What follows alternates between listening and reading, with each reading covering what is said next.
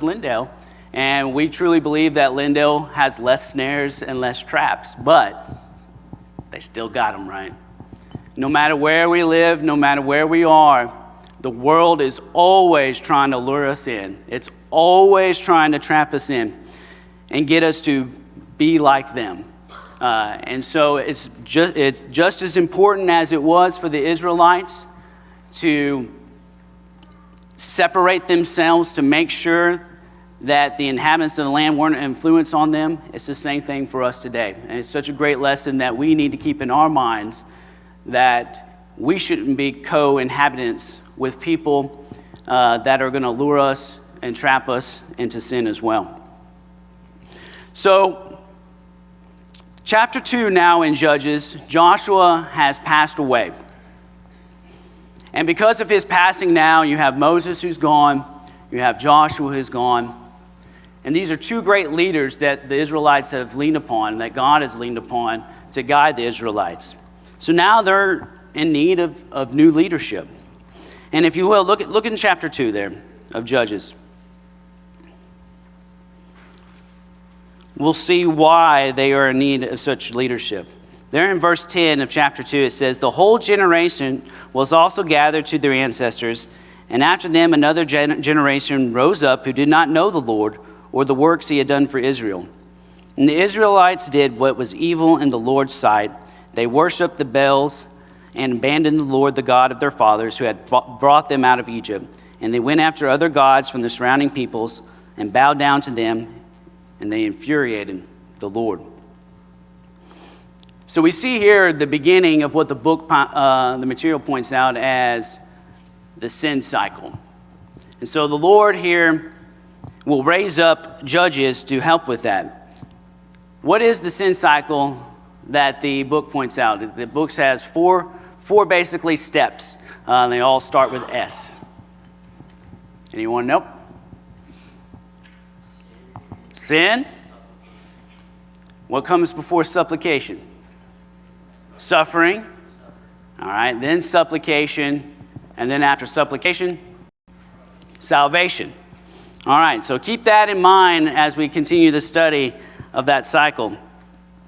So now continue there in chapter 2. If you look down in verse 18. "Whenever the Lord raised up a judge for the Israelites, the Lord was with him and saved the people from the power of their enemies while the judge was still alive. And the Lord was moved to pity whenever they groaned because of those who were oppressing and afflicting them. And whenever the judge died, the Israelites would act even more corruptly than their fathers, going after other gods to worship and bow down to him. And they did not turn from their evil practices or their obstinate ways." So, as I mentioned, the book points out this vicious cycle. And one of the things that it points out is the reasoning for this cycle was a lack of faith and trust in the Lord. And I agree with that. I do. I think that they had obviously periods of time where they lacked faith and they lacked trust. But I also believe there was something else that was missing, something that should supersede that in a certain degree. And what I'm thinking about is love. You know, in 1 Corinthians 13, it says, "Now abide faith, hope, and love, but the greatest of these is love." And then if you look and continue on in the very next verse of chapter 14, it says, "Pursue love." I think if the Israelites truly loved God and really put him first in their lives, then the examples of that we see in these sin cycles, the temptations of the idolatry, the practices of the other inhabitants, all of these temptations that they obviously failed to, if we put God first and truly love him, then those temptations become a lot more difficult. You know, I think in our own lives, when you are faced with a temptation, you know, say, you know, we'll pick out something that is a severe one. So maybe you're faced with the temptation to cheat on your spouse. That temptation might be extremely great for you. It might have been something that's built up over the years. If you have in your mind and your forethought every day that I love God, when that temptation comes, and it's knocking on your door, then you can say, I'm not going to do that because I love God too much. I think often when we're faced with temptation, that's a thought that never even pops up in our minds. It never comes to the forethought. We never sit there and say, I'm not going to do this because I love God that much. And I think the Israelites failed in that regard. Their love for God should have been complete. I mean, who better of a witness of the power of God, of his providence, of his care, of his love to them than the Israelites at that time? They had stories after stories. These generations, their fathers should have taught them all the great things that God did for them. And that should have produced in them a love that, when they had to follow through and drive out the people of the inhabitants of the land, they should have said, I'm going to do this because I love God. And I think that's such a great lesson for us in today when we face temptation. Many of us, we know what's right. We have faith in God, but do we love him enough to not sin? And I think that's a lesson that we too can glean from. Any thoughts or comments? Jason? Just a quick one. If you notice, when they were not driving out the inhabitants of the land, they thought they had a better plan. We'll make them forced labor. We'll make them slaves like we were. Well, that helps me out because I got somebody to do my work for me. But the influence was worse than what God had planned for them, and the benefits they gained. No, I think that's a great point. I mean, there's many times that we can be guilty of the same thing where, we want to introduce things in our lives and we think that we might know better than what God knows, and we ignore the scriptures sometimes in lieu of that, and they did the same thing, and we see what results of that is. Let's see. Yeah, Dan. I think about Esther with Haman the Agagite. He was the descendant of some that were spared by the Jews, and because they didn't obey God, this lineage came up and was basically going to snuff a bunch of them out. Right. And so their sins were literally going to revisit them. And by God's providence, he used Esther in a way to be able to put that away. But if they had just obeyed him in the first place, it never would have been an issue. Yep. Obedience can eliminate a lot of trouble in our lives sometimes, can't it? Any other comments? Yeah, Brother Glenn. Brings to mind stories that our grandparents and great-grandparents used to tell us about walking to school in the snow uphill both ways. And now we just call school off. And so I'm thinking the children of Israel here are, these messages, these stories have been passed down through the generations because they didn't go through what their predecessors did. They weren't in the wilderness for 40 years. They didn't have to abide by what the Egyptians did to them and how they got out of Egypt under the slavery. And so I think that there's a lesson there somewhere for us, is that we need to keep the stories going. We need to do the things that our parents did and our grandparents did in order to prevail, because if we just look at it and say, well, that's an old story, that's what they did back then. But you look at the way we live today and the way they lived and what they built their hopes and dreams on was God. Yeah. And we don't. Now, you bring up a good point that kind of pricks something in my mind is, so often with our own families, our children, as we're raising them, we never really share the stories of where we messed up and then how God helped us overcome those situations. We kind of shelter our family from those type of things. And maybe we're missing out on those stories because it shows how if we trust in God, that he has the ability and the love for us and the power to help us overcome.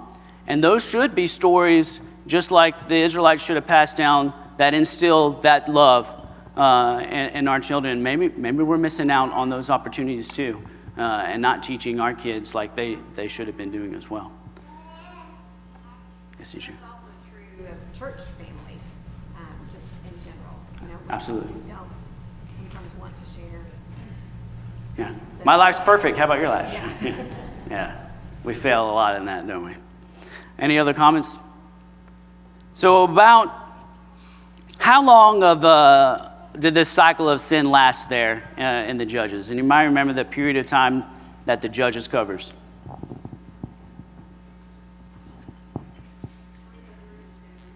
That's right, 375 years. And so in the book, there was notes that there was between about 12 and 18 judges. I kind of hold to 14. It kind of goes through in the book there, some reasoning of where the 12 come from and where the other 6. If you count Eli and Samuel as judges is basically where you get to 14. And then there's a few others that the book mentions that also can kind of fill that role at different periods of times. So now that brings us to the story of Ruth. So Ruth's story there occurs during the period of the Judges.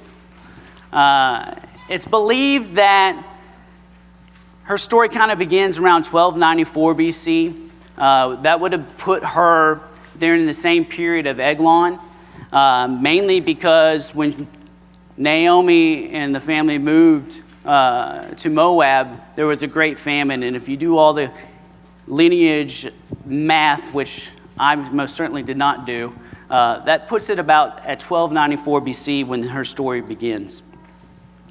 So we see when her story opens up that Naomi and her family have moved to Moab. Naomi's husband is Elimelech, and he dies while they're in Moab. And then 10 years later, her sons Mahlon and Chilion also pass away. So now there's no male that's left within the family to provide, and no chance of heir as well between Naomi, Ruth, and Orpah. So Naomi decides then, because of this, to return to Judah. And so she urges her daughter-in-laws to stay there in Moab because that's where their families are from. And of course, we know that Orpah agrees to, but Ruth does not. She refuses, and she gives the famous statement, "Wherever you go, I will go. Wherever you lodge, I will lodge, and your people shall be my people, and your God, my God." And so this convinces Naomi to let Ruth come with her.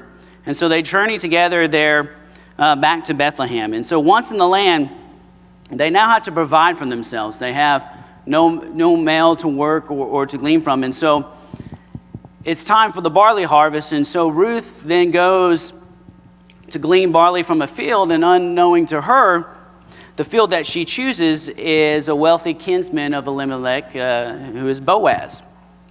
And so Boaz then visits the field and sees Ruth and has heard about her loyalty to Naomi.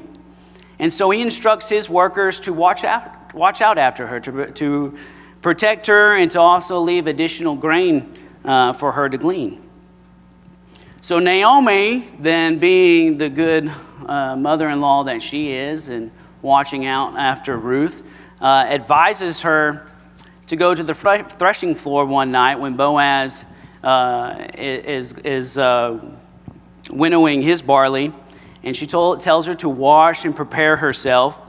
And when she gets there, when Boaz is asleep, she instructs her to uncover Boaz's feet and to lie next to him while he's sleeping. And of course, as the story goes, Boaz awakes, startled, obviously, to find Ruth at his feet.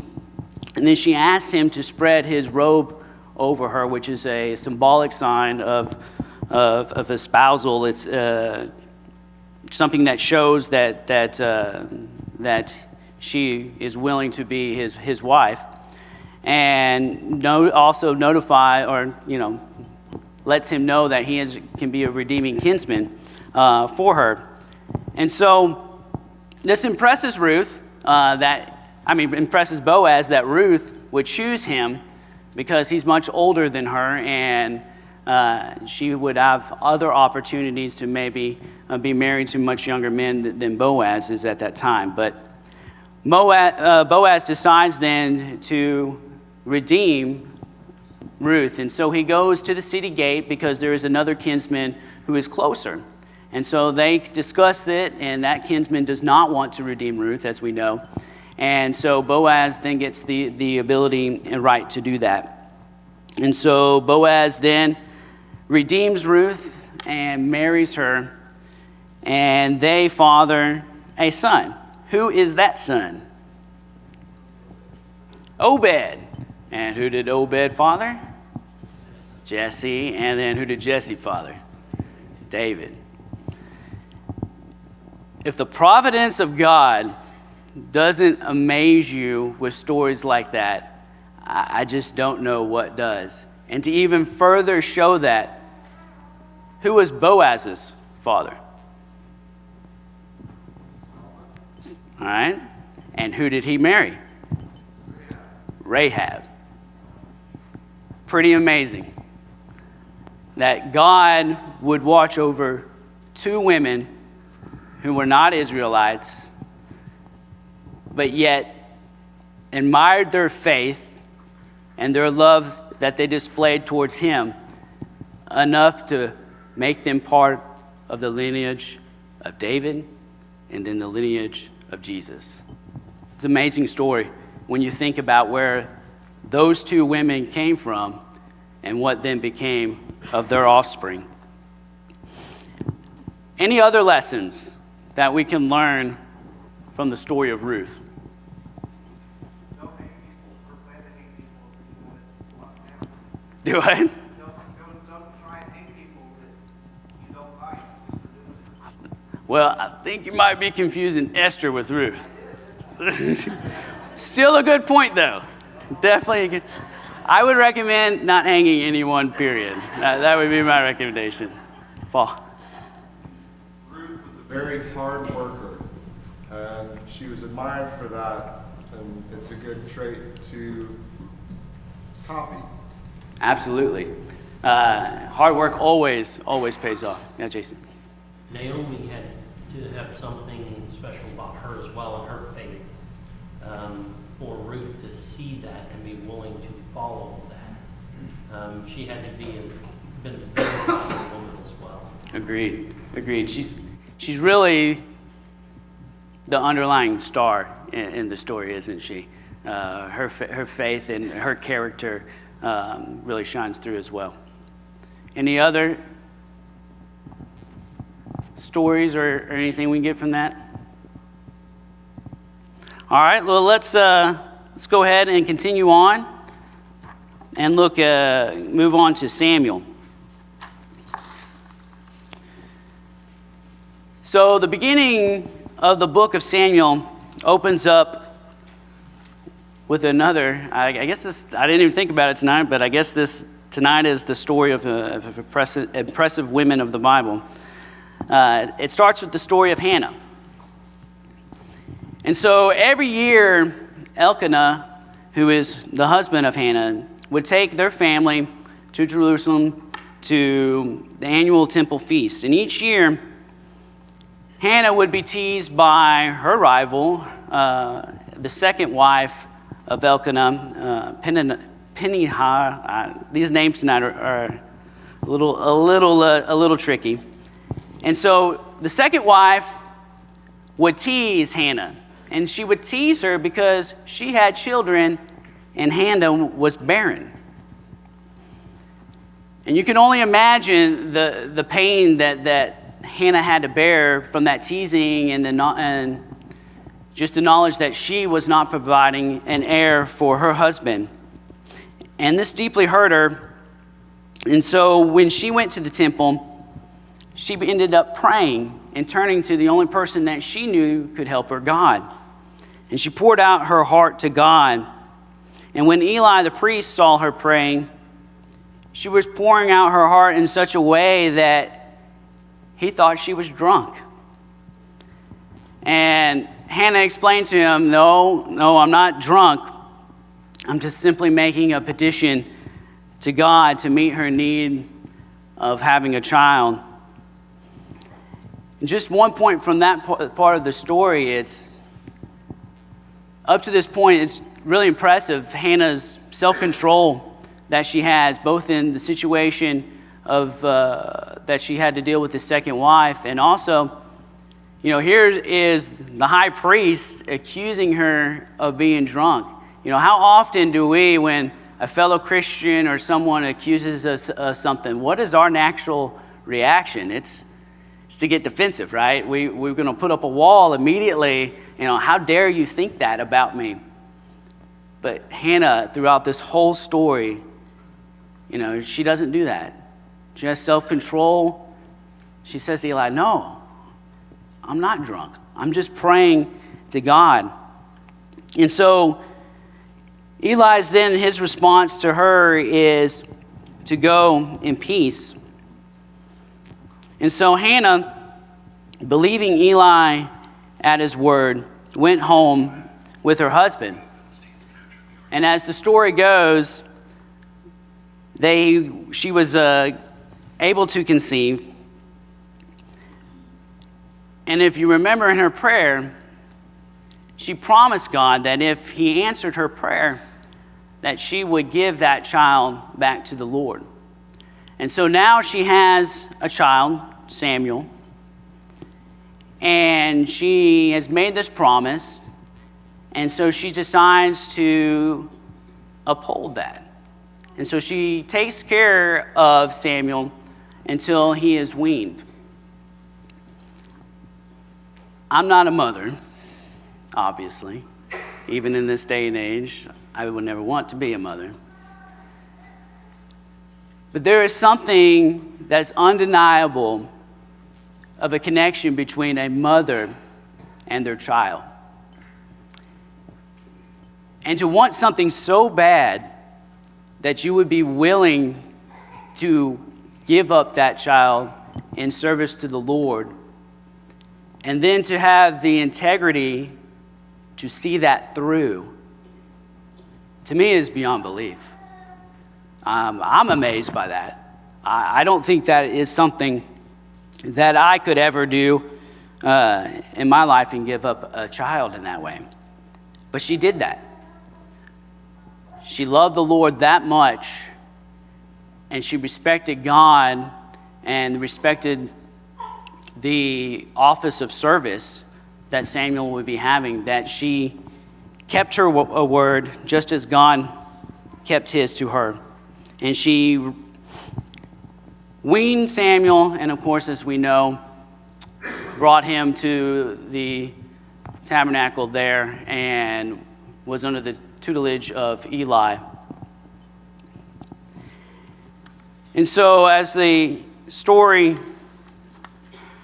there with Hannah wraps up, we then begin in that book to see Samuel grow as a young boy and then become a judge within the community as well. And so Samuel now is of age as a judge, and he began his time there as a judge around 1094 BC.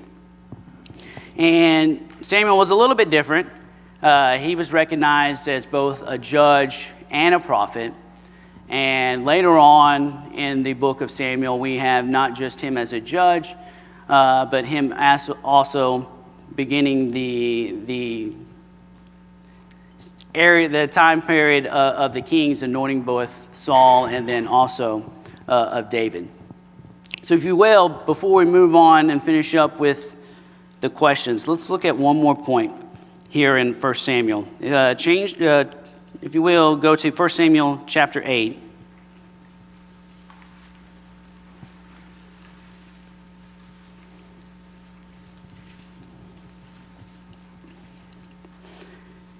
In chapter 8 there, 1 Samuel, in verse 6, it says, "When they said, 'Give us a king to judge us,' Samuel considered their demand sinful, so he prayed to the Lord. But the Lord told him, 'Listen to the people and everything they say to you. They have not rejected you, they have rejected me as their king. They are doing the same thing to you that you have done to me since the day I brought them out of Egypt until this day, abandoning me and worshiping other gods. So what were the reasons that the Israelites wanted a king? Yeah, they wanted to be like the other nations. They wanted a king to judge over them, to take them into battle, win their wars. The book also points out that at that period of time frame, Samuel was also old, and his two sons who were taking his place were corrupt as well, and that the people had enough of their corruption as well that led to them desiring a king. So up to this point, who was the king of Israel? God. And so in their desire to be like the other nations, this is 100% direct rejection of God, who was their king. It wasn't a rejection of Samuel the judge, but of God the king. Who rules us today? Whose rule are we under? Jesus. Jesus is our king.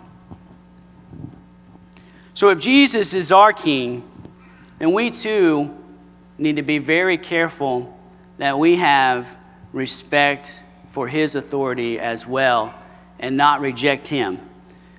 We need to be careful not to deviate from the patterns that he has given us, just like the Israelites did. They didn't follow, as Jason pointed out, the plans that God had given them.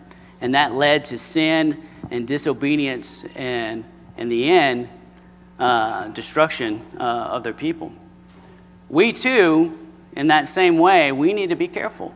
We need to make sure that we're following all the things that the New Testament that Jesus has given us to follow. Because when we don't do that, when we deviate from the pattern, then we're rejecting him as our king, just like the Israelites rejected God. Any other comments at all?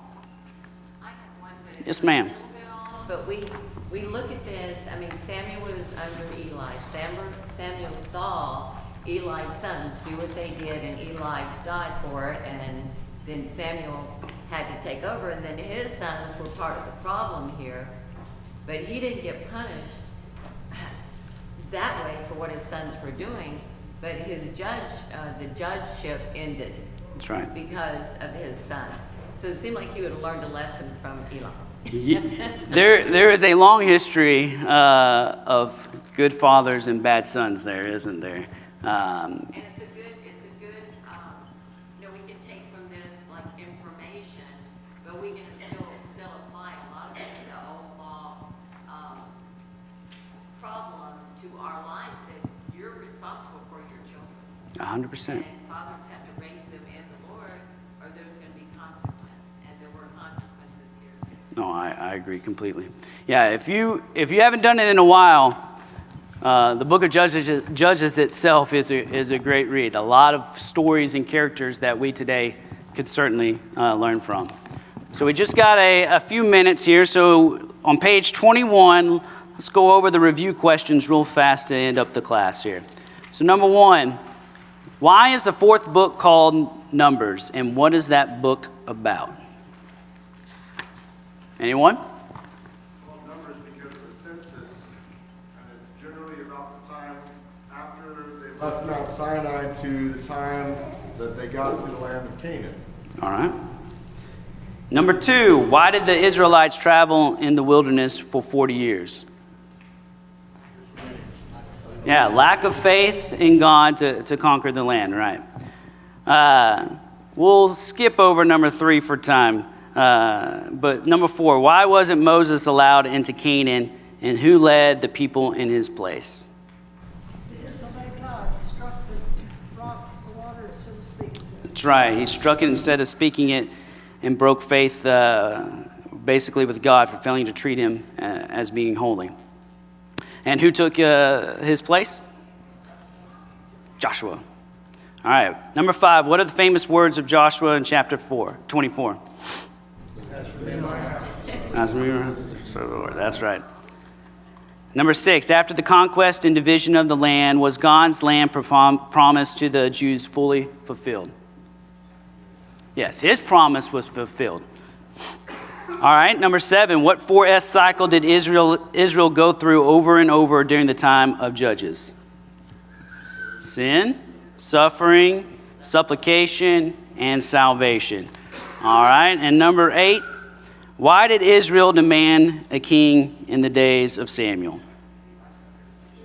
All right, to be like the other nations, that's right. All right, so that concludes our lesson. One note, if you haven't already looked at lesson 6 or the other lessons coming up, a lot of material. So I imagine if Chris was standing here tonight, he would say, be sure you go through this material before class, because he's probably going to have to move at a pretty quick pace.